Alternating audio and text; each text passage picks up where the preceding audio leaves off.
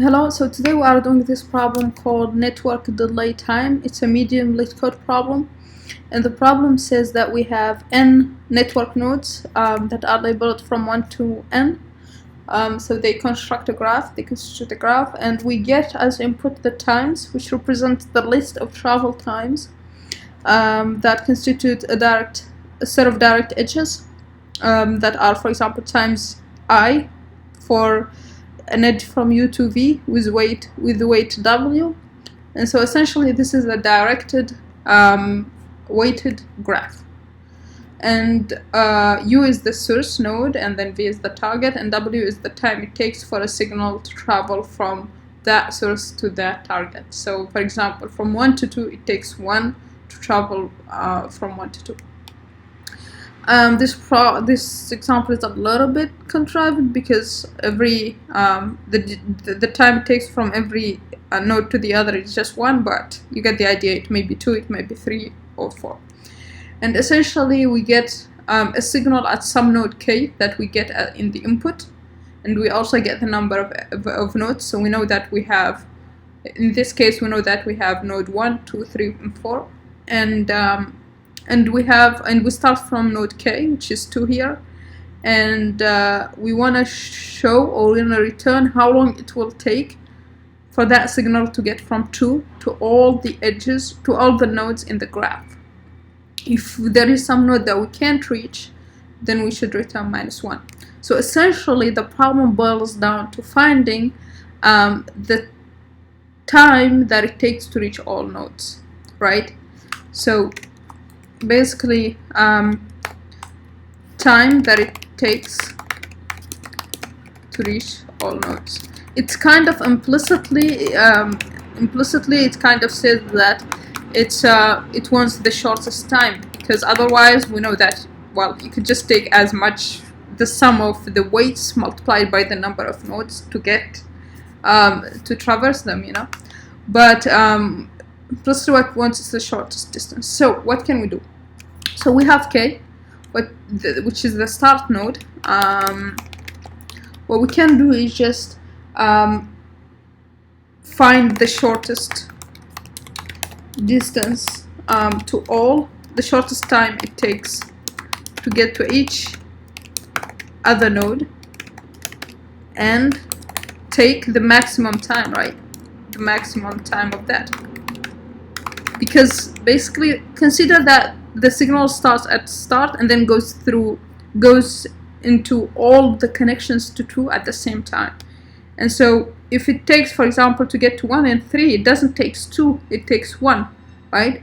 And so basically if we have a node, let's say that it takes 100 to get to that node, and the other one it takes just 1 and 2, then the answer is 100, because you need that 100 to get to that to get to that furthest node.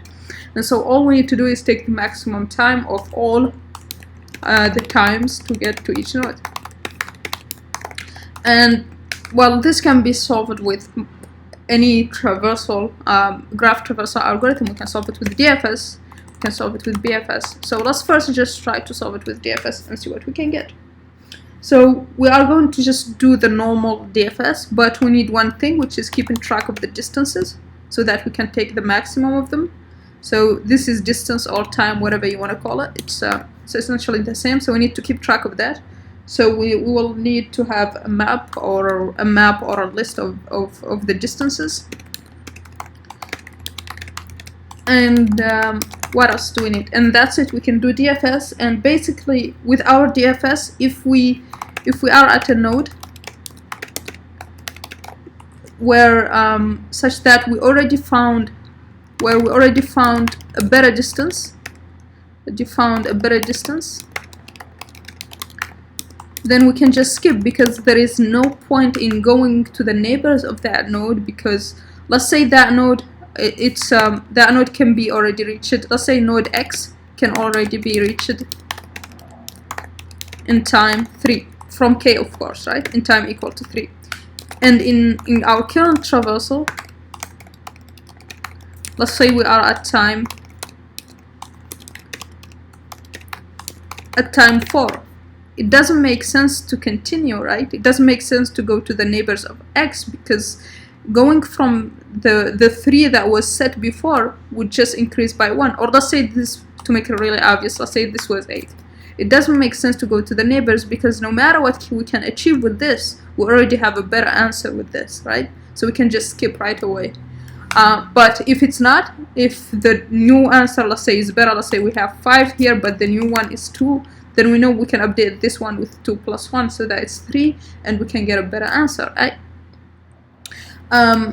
Well, I said 2 to 3, that's assuming that the edge time of that edge is just 1, right? Because our edge's time may be different, right? And so essentially this is what we will be doing. So let's code it up. It's just a normal DFS with this simple change. And so let's start. So first we need, since our graph, we get the input in a different format, so we'll need just to tweak that to make it easier to access it. So that basically what I want is to have a node and its neighbor, and to have a list of its neighbors, and then weight, and then time. Let's say neighbor 1, and then time 1 to get to that neighbor, and then neighbor 2, and time 2 to get to that neighbor. And there. So we want this structure, because this structure is easier to access when in our DFS we are trying to get just all of them and traverse them, right? So we are just going to do that step first. And let's get into it. So that step would mean first we need that graph for it. And so let's just have a collections that default dict, so that initially it starts out as a list, an empty list, so that if a node doesn't have any neighbors, the for loop will just exit. It will not crash because there is a default value of list. For this, to clarify this collection, sometimes it's confusing for people, so let me just clarify this quickly. So let's say I have a graph that I initialize it to this. Okay, I need to import collections, of course. So I haven't put anything in that graph yet. So if I try to get for the value 2, even though I haven't inserted it yet, then it gives me an empty list because that's the default value. But if I didn't use this, let's say, now graph 2 will crash on me, right? Will say key error. And so yeah, that's the benefit of this, is that even if we didn't add the nodes, let's say for example in our case here, even if the graph input didn't have, like, let's say this one 211, but there is that node, it just is not connected to anything else, and so we still need to get an empty so that our for loop doesn't crash. And so this is the default dict with a default parameter is handy for that. Now let's get off that tangent and continue with our DFS. And so we need to go through the input that we have, and that's in times, right? And so our graph at this position, node 1, will append, and so VW, that's what I wanted here, the neighbor and the time. But this is a directed graph, remember? This is a directed graph, you can see here. And so we would not, if it wasn't a directed graph, if it was undirected, then at that point we'll need to add also for V the NH to U, but this is a directed graph, so we don't do that. And now we need to keep the distance that we set here.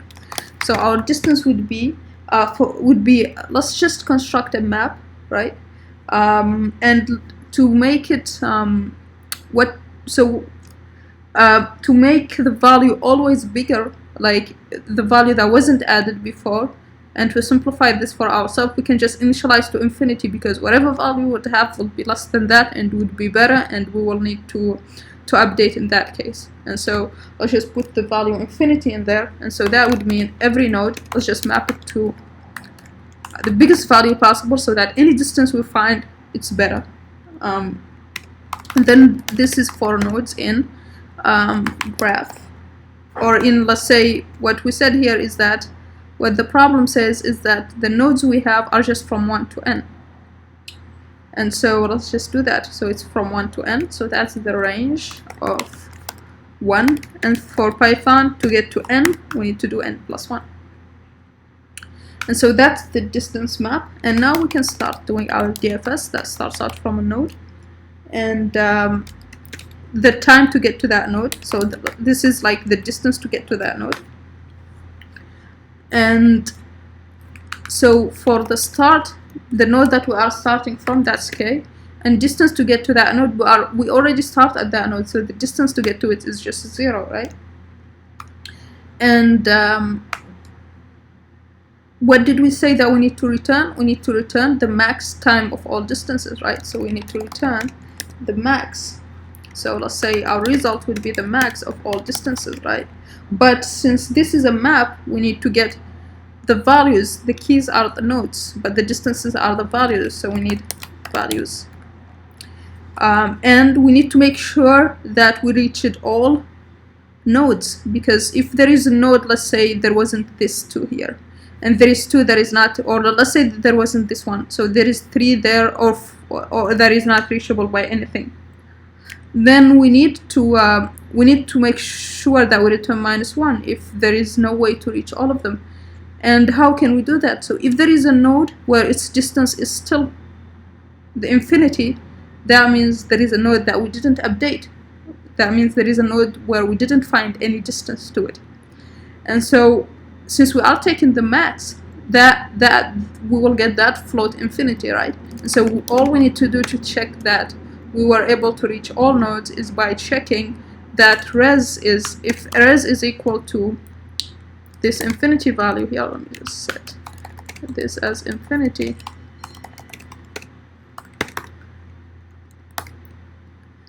So if res is equal to that infinity, that means there was a node that we couldn't reach, so we need to return -1. If this else, we can just return the result as it is. And so now we have everything for the setup and for returning the response. Now we just need to implement our DFS. Our normal DFS would be, we said it's our normal DFS except doing this condition here, which is if we are at a node where we already found a better distance, we need to skip.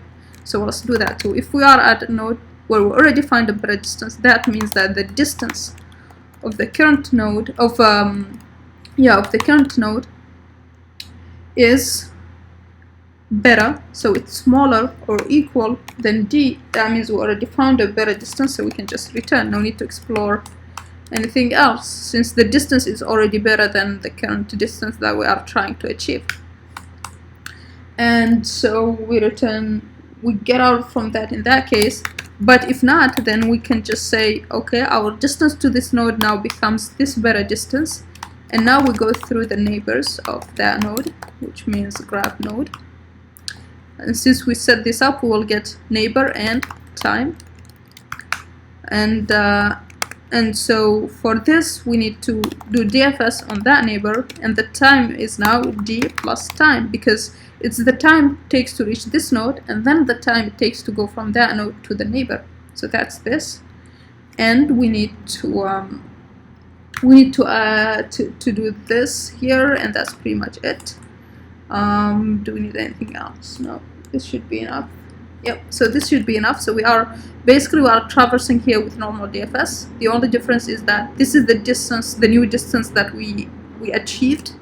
And with this check here, we would not update unless the distance is really better. The new distance is really better than what existed before. And yeah, that's pretty much it. Okay, so this doesn't work. Okay, I guess that's fine. Let's just say edge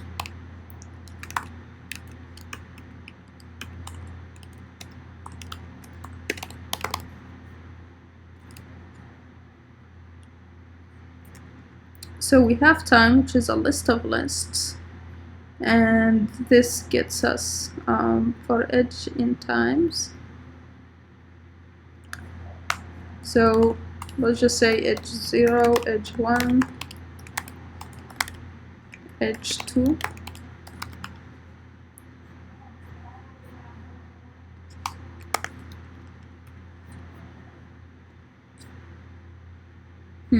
It's still complaining because for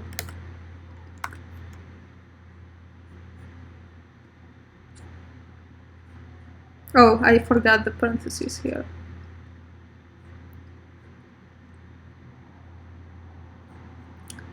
Okay, so for this case it works fine.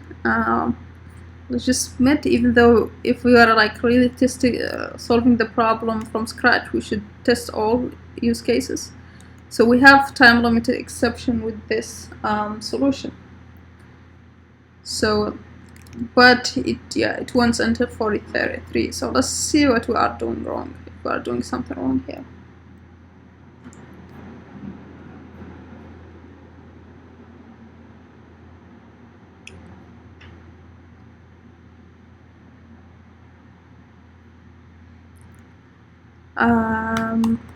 Yep, so to speed this up, we can do something here. So instead of, to speed this up so that it doesn't get time limited exception, instead of just going through the neighbors, let's start with the smallest one, the one with the smallest time, because that means that one will let us achieve a better distance first, so that we can skip more often, right? And so to do that, we are just going to go, okay, let's sort this so that, and since sorted here will take the first element as the key, and I reversed this so that the time is kind of the, let's call this time, the time is kind of the key there because it's the first element. That way this will start from the smallest time, which has the potential to go to the elements that, or the neighbors that will achieve the smallest distance first. That way we would get this to be valid more often and return more often and not explore more use cases. So this is a really interesting insight that there is sometimes a way to make the graph do less exploring by arranging the order of the neighbors so that it can exit more early more often. Yeah, that's kind of what we did here. So can we try with this test case?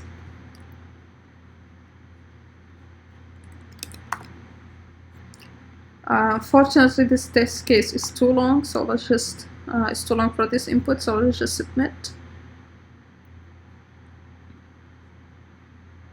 Okay, so that passes this case.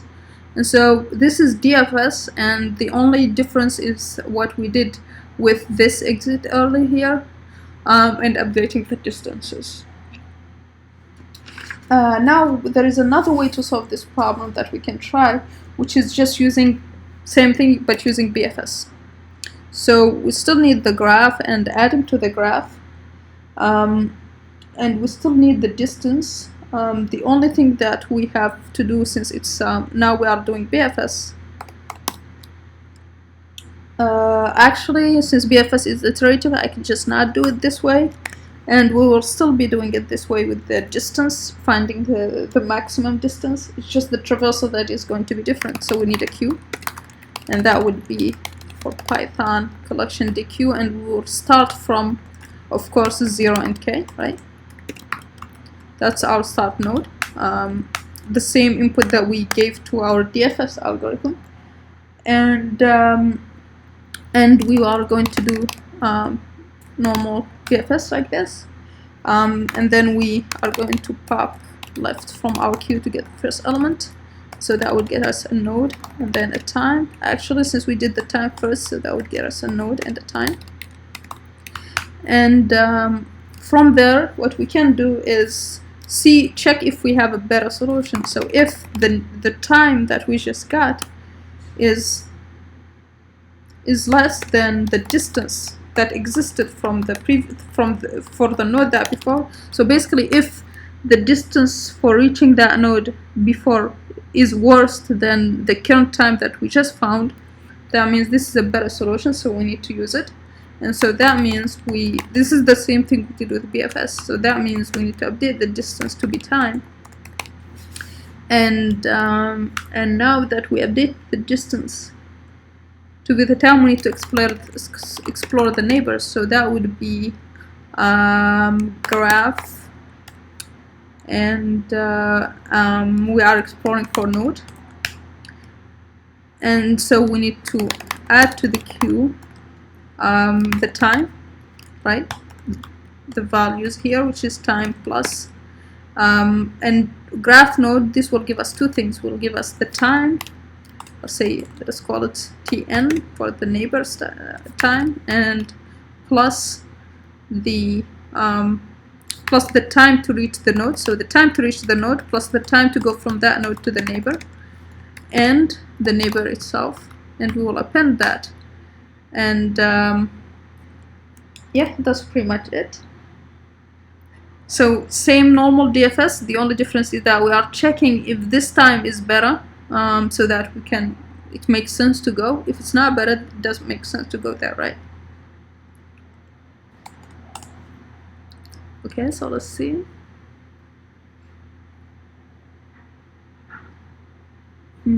What happened? Let's run it again. So there seems to be a problem because our output is not returning anything on Leetcode. Okay, there seems to be a problem with Leetcode. Let's try to just submit. Yep, so that passes. Okay, so this was solving the same problem that we did with DFS with BFS. The only difference from also the normal BFS is that we are keeping track of this auxiliary data structures called distance, so that we can return the result from it. We are updating that auxiliary data structure as we traverse BFS, and usually BFS we don't do this check and this update, but since we want to explore only if there is potential of finding a better distance, we are doing this check here. And yeah, so that's it for doing BFS. Now we can make this even better, because here we are checking with the time ourselves. So what we can do is, instead of using a queue, we use a priority queue where the key is the distance.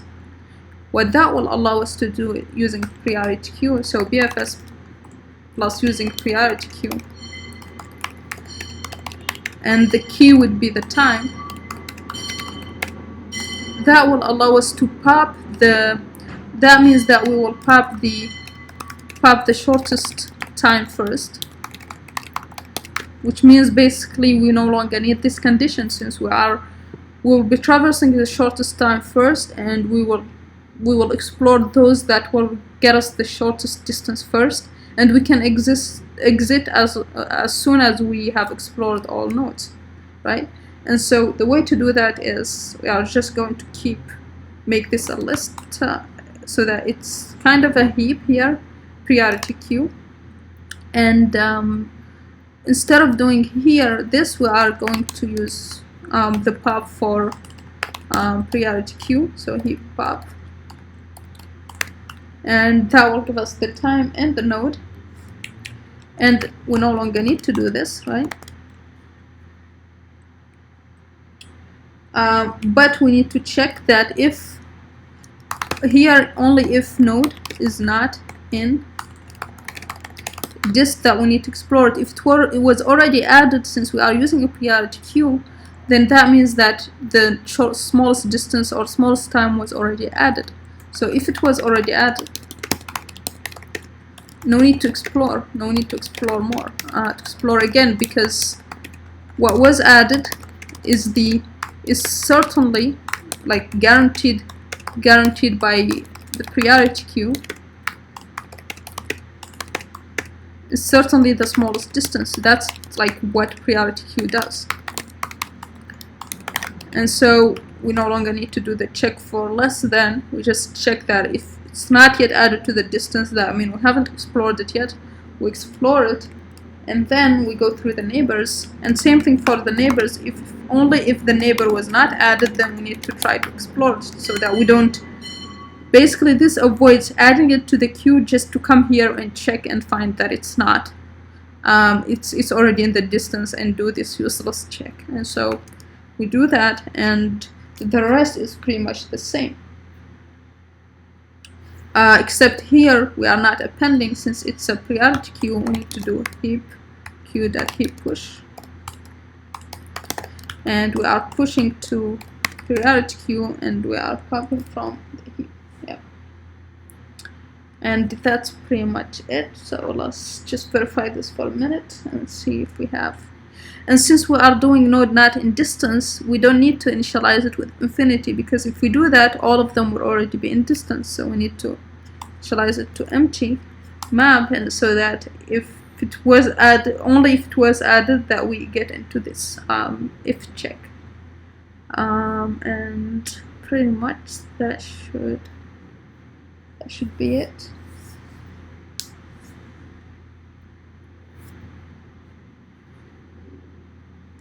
Okay, let's run it.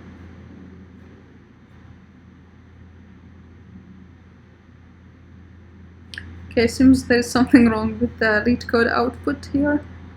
So let's just submit. So we have a problem because this here should be while Q. Okay, so we still have a problem there with this input. Let's try. Oh, there was nothing actually, that's the problem. Okay, so let's see why there is that problem. So we are returning -1 where we shouldn't return -1. So basically, I'm taking the distance. What if we didn't add anything because no node was reachable, right? So what if that's the case? So for that, I shouldn't check res, because it's no longer the case that I had filled this with infinity value first. So I need to, instead of checking this, I need to check that the length of the distance is equal to n, because that means that I have added all nodes. All nodes have distances, so all nodes are reachable. So in that case, if that's the case, that means all nodes are reachable. But if the distance size is less than n, that means there was a node where we didn't find the distance for it, so we need to return -1. And that's pretty much it. Okay, so now we have a right result. Submit, and that passes. And this is very close to Dijkstra's algorithm. Essentially, this is kind of what the goal of using Dijkstra.